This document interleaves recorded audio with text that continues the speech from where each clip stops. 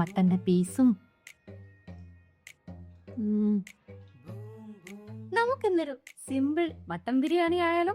വായോ. ആദ്യം നേരെ നമ്മുടെ ചട്ടി വെക്കണേ. ഞാനിവിടെ ആദ്യം തന്നെ കുറച്ച് വെളിച്ചെണ്ണ ഒഴിക്കുന്നുണ്ട്. കൂടാതെ 1 ടീസ്പൂൺ നെയ്യും കൂടി ഇടുന്നുണ്ട്. സവാള ഇട്ട് കൊടുക്കാമേ. നന്നായിട്ട് വഴണ്ട് വരട്ടെ. എന്നിട്ട് അതിലോട്ട് ഇഞ്ചി, വെളുത്തുള്ളി, പച്ചമുളക് ചതച്ചത് ഇട്ട് കൊടുക്കാമേ. അതിന്റെ പച്ചമണം മാറി വരുമ്പോ മസാല ഒന്ന് ഇട്ട് കൊടുക്കാം. നമ്മുടെ തക്കാളി ഇട്ട് കൊടുക്കും.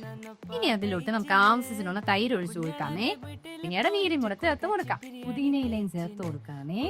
നമ്മൾ കഴുകി വൃത്തിയാക്കി വെച്ചേക്കുന്ന മട്ടൻ ചേർത്ത് കൊടുക്കാമേ. ഇതെല്ലാം കൂടെ ഒന്ന് ഇളക്കി യോജിപ്പിക്കണേ. ഇതിനെ നമുക്കിനി കുക്കറിലാക്കാം.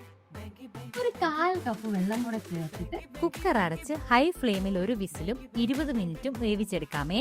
ആ 20 മിനിറ്റ് കൊണ്ട് നമുക്കൊരു ഗീ റൈസും കൂടെ തയ്യാറാക്കി ഇനിയും ദം ചെയ്യാമേ.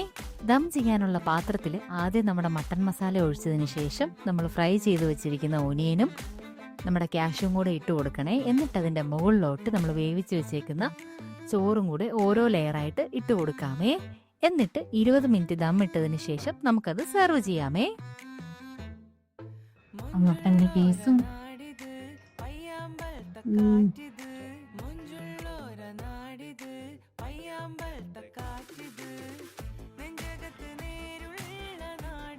അടിപൊളി കേട്ടോ.